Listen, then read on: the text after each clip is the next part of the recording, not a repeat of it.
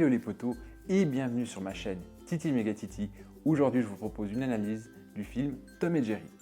Le film a été réalisé par Team Story. Alors Team Story il est super connu grâce notamment à la réalisation des films Les 4 Fantastiques et Les 4 Fantastiques et Le Surfeur d'Argent avec Jessica Alba et Chris Evans.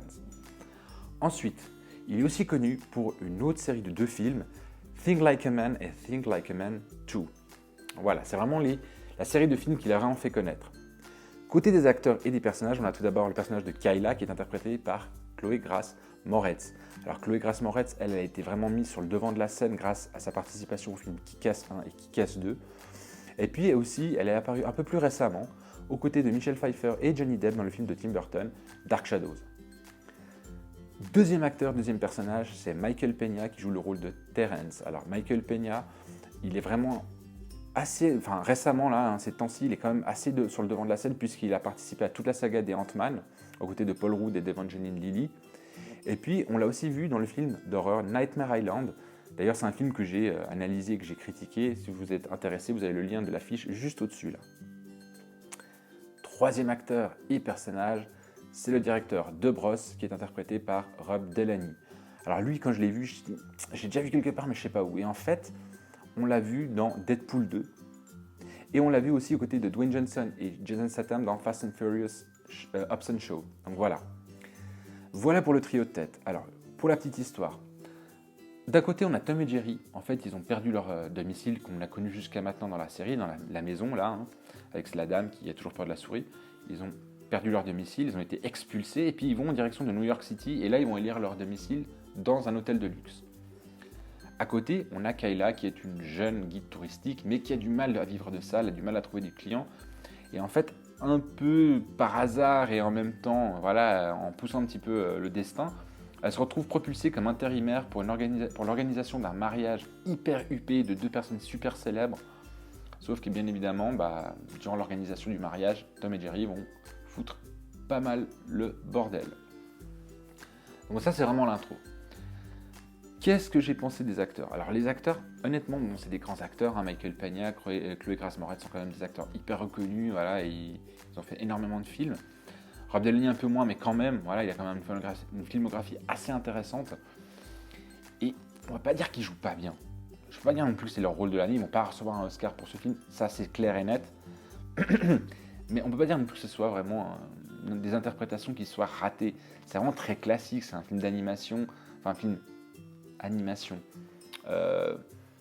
Incrustation, on en parlera après le côté technique, mais voilà, c'est vraiment des dessins animés incrustés dans du fond réel. Donc voilà, mais au niveau de l'interprétation, ça va, ça passe. C'est pas des personnages hyper intéressants, c'est pas des personnages révolutionnaires. Ils jugent bien, quoi. Ils ont fait leur truc, ça se passe bien, ils ont pris leur cachet, au revoir. C'est juste un film de plus sur leur filmographie, c'est tout. Donc voilà, correct.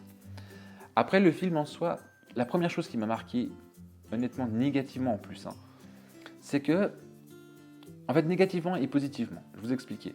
Le film positivement, ce qu'il a comme mérite, c'est qu'au contraire de certains films comme Garfield, comme Alvin et les Chipmunks par exemple, où ils ont donné ce côté très réaliste à des dessins animés qu'on a connus nous étant enfants ou à des BD, ici, Team Story il a vraiment gardé l'idée de dire je vais faire comme Space Jam ou je vais faire comme Qui veut la peau de Roger Rabbit.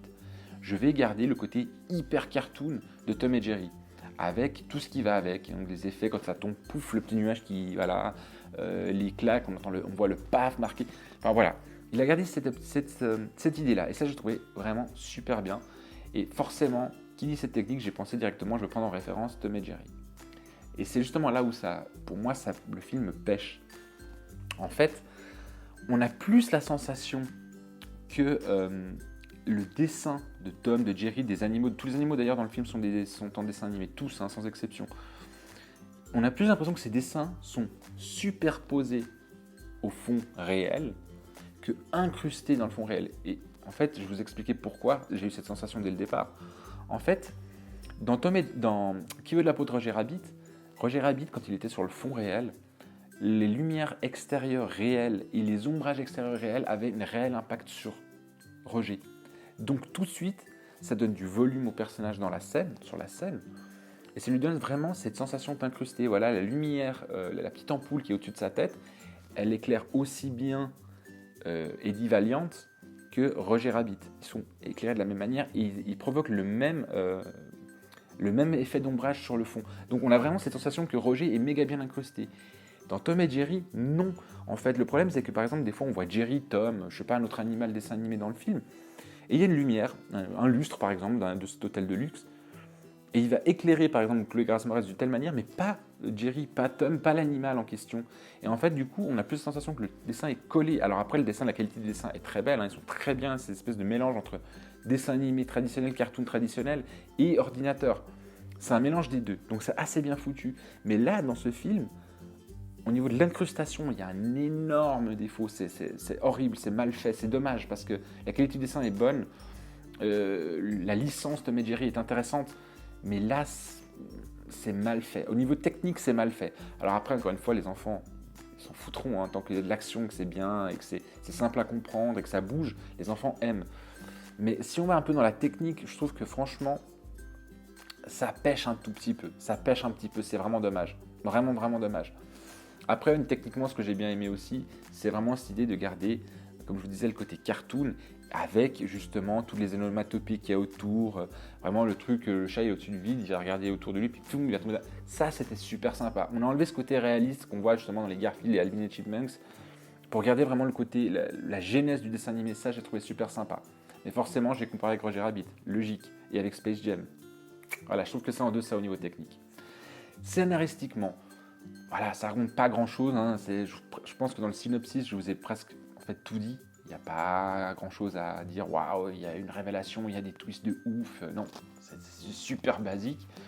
La seule chose aussi pareil qui me marque, c'est qu'en fait, je me suis rendu compte que l'histoire, parce que forcément, Chloé Grace Moretz, elle va avoir des contacts avec Tom et Jerry, et puis à côté, elle va avoir sa petite histoire aussi.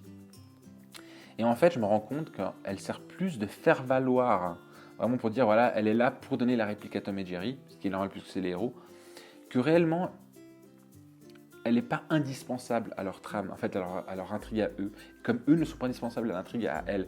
Je veux dire vraiment avec l'histoire des deux, donc de Tom et Jerry et de Kyla, je pourrais presque faire en fait deux films différents. Parce que par exemple, forcément, Kyla elle aura des problèmes avec eux, hein, ils vont foutre le bordel dans l'hôtel, et puis elle, ça va la foutre dans la merde, dans le mal. Mais en même temps, je pourrais vous dire, voilà, autre chose pourrait faire qu'il la foutrait dans le mal. J'ai même pas besoin de mettre Tom et Jerry, je sais pas, autre chose, n'importe quoi, un employé maladroit, peu importe. Voilà, c'est vraiment, c'est pas lié. Comme pareil, je pourrais enlever complètement le personnage de Kyla, donc de Chloé Grace Moretz, et puis dire, je vais mettre des employés à la con, qui sont pas importants d'ailleurs dans l'histoire, et c'est eux qui vont être dans le mal, mais on n'a pas besoin de connaître leur histoire, c'est pas intéressant. Voilà, c'est ça que je veux dire. C'est que c'est lié, mais sans être lié, quoi. On peut faire complètement impasse de l'un et de l'autre. Un peu dommage, parce que du coup, on a une sensation que vraiment, elle sert plus, son histoire, elle sert de remplissage au film, que réellement, elle importe, qu'elle donne une vraie importance à la trame principale. Donc voilà. Après, comme je vous dis, c'est un film d'animation pour enfants. Voilà, ça passera toujours plus ou moins bien. Et puis après, le dernier petit point intéressant, plus intéressant, c'est plutôt le côté Madeleine de Proust, nostalgique. C'est que Team Story a mis quelques références du monde de Tex Avery, du monde d'Hanna-Barbera. Il y a par exemple, on voit Droopy, on peut voir peut-être, si je dis pas de bêtises ou de conneries, je sais plus c'est qu'on voit, mais on voit voilà, genre typiquement le loup de Tex Avery. On voit qu'il y a quelques petites références sympathiques pour les plus anciens d'entre nous, hein, qui ont vécu cette époque Cartoon Network et tout. Mais voilà, c'est des petites références, elles sont sympas et elles font pas que le film soit génialissime non plus. Mais voilà, c'est toujours amusant. Le dernier point, la BO. Alors vous savez comme moi, la BO, j'ai vraiment une passion pour la BO des derniers films. Ici, pour le coup, elle m'a vraiment saoulé, mais presque du début à la fin. Parce que d'une part, c'est une BO qui est... c'est des musiques de John Legend, les derniers morceaux de John Legend, le dernier morceau de The Weeknd, le dernier morceau d'Ariana Grande, le dernier morceau de machin. On a l'impression qu'en fait c'est plus une promo, la BO de ce film, pour chacun de ses chanteurs. Et elle est là du début à la fin, la musique. Il n'y a pas une scène sans silence. C'est la musique tout le long du film, mais vraiment tout le long. Et c'est vraiment l'impression que le spécialiste du son du film, en tout cas celui qui s'occupe de toute la musique, il a mis une playlist, genre c'est ma playlist à moi, hop, je mets play et puis ça dure 1h40 comme ça. Et parfois même l'intensité de la musique est trop forte et des fois ça prend la tête, quoi. Tellement, franchement la BO elle m'a saoulé. elle m'a saoulé parce que j'ai pas gardé de morceau dans la tête et parce qu'elle était présente, omniprésente tout du long et lourde, quoi. Voilà. Après, oui, c'est sûr que ça donne toujours plus de patates au film, à l'action du film. Ça marche bien, les musiques, pour ça. Mais trop, c'est trop, quoi. Je veux dire, à un moment donné, il faut savoir doser aussi. Par exemple, je sais pas, je vois un exemple en parallèle. Les Pixar, parfois, il y a des moments sans musique. Il n'y a pas besoin de musique tout le temps. Même les Disney, des fois, il n'y a pas de musique. Il n'y a pas besoin. Ou alors, s'il y en a, elle est très discrète. Ici, elle est vraiment, mais elle est là, quoi. Donc, elle m'a saoulé. Voilà. Donc, au final, est-ce que je vous conseille ce film ou pas? Alors, malgré tout ce que j'ai pu en dire de négatif, c'est vrai que j'ai été dur avec ce film. C'est un film sympa à voir une fois si vous vous faites chier à la maison, vous êtes avec, je sais pas, vos enfants, vos neveux, il pleut des cordes, c'est mercredi, ils n'ont pas école.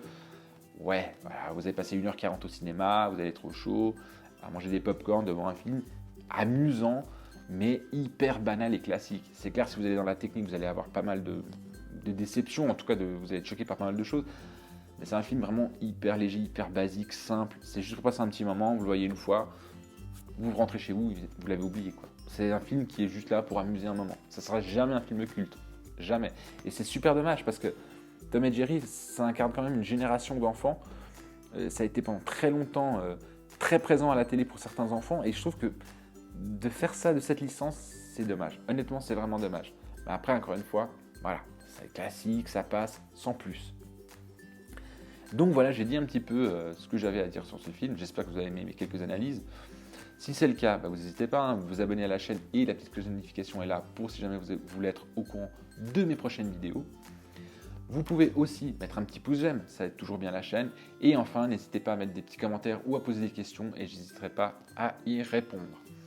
On va passer à la partie spoil en 4 points. Pour ceux qui ne veulent rien savoir et garder la surprise du film, je vous dis déjà bye bye. Et pour les autres, on se retrouve après l'alerte.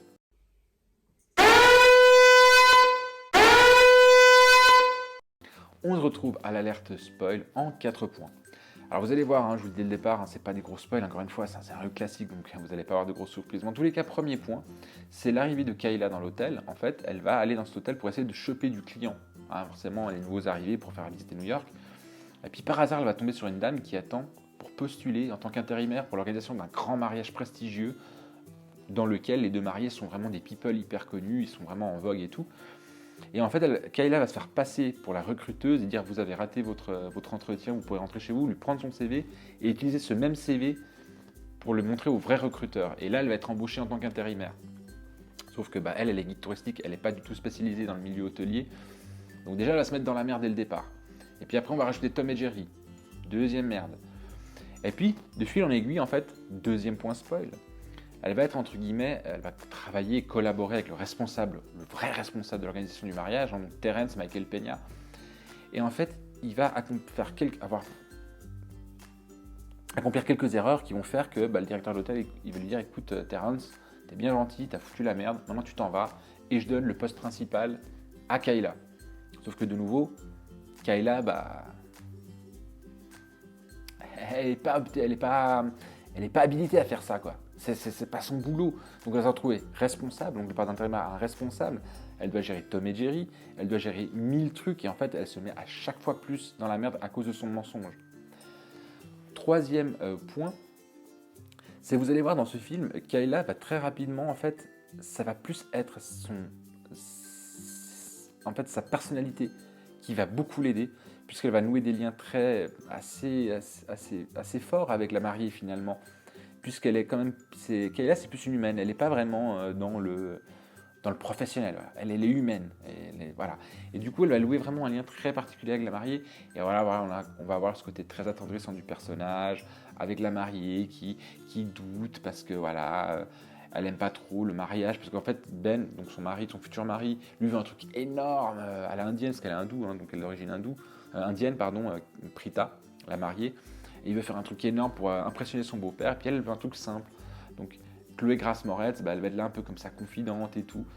Et puis bien évidemment, Tom et Jerry, de leur côté, va foutre le bordel à chaque fois. Et, Jerry va piquer la bague de la mariée, de fiançailles et tout. La bague de fiançailles de la mariée, il va la piquer. Enfin bref, voilà. Et dernier point, finalement, le mariage c'est une catastrophe. Tom et Jerry vont foutre vraiment la merde. Et du coup, au passage, Chloé Grace Moretz, elle va être démasquée. Et alors il y a eu Tom et Jerry qui ont foutu la merde. Terrence, donc l'ancien responsable qui a été licencié, lui, il a tout fait pour que le mariage parte en couille. Comme ça, il voulait montrer que Chloé Grace Moretz, donc Kayla, était mauvaise. Et c'est une catastrophe. Et la mariée, qui était vraiment déjà pas très chaude pour un mariage en grande pompe, bah, elle décide d'annuler le mariage et de se casser. Et puis Chloé Grace Moretz va dire non mais purée, voilà, ils s'aiment, c'est dommage qu'ils se séparent et tout. Donc elle va organiser un tout petit mariage, tout simple comme elle voulait la marier, dans Central Park avec quelques petits invités, toujours avec un côté très indien, mais un truc simple et finalement happy end, tout le monde est heureux. Tom et Jerry ont collaboré à la fin pour que ce petit mariage se passe bien. Donc voilà, tout est beau dans le meilleur des mondes. Donc voilà, c'est 4 points spoil, vous voyez, c'est pas très ouf comme point spoil, mais bon, qu'est-ce que vous voulez que je vous donne comme autre point spoil, c'est un film pour enfants, c'est très basique. Malgré tout, j'espère que vous les avez appréciés. Si vous voulez avoir quelques petits détails supplémentaires, regardez le film. Et bah voilà, je crois que j'ai fini tout ce que j'avais à dire. Mais en attendant, prenez soin de vous et bye bye.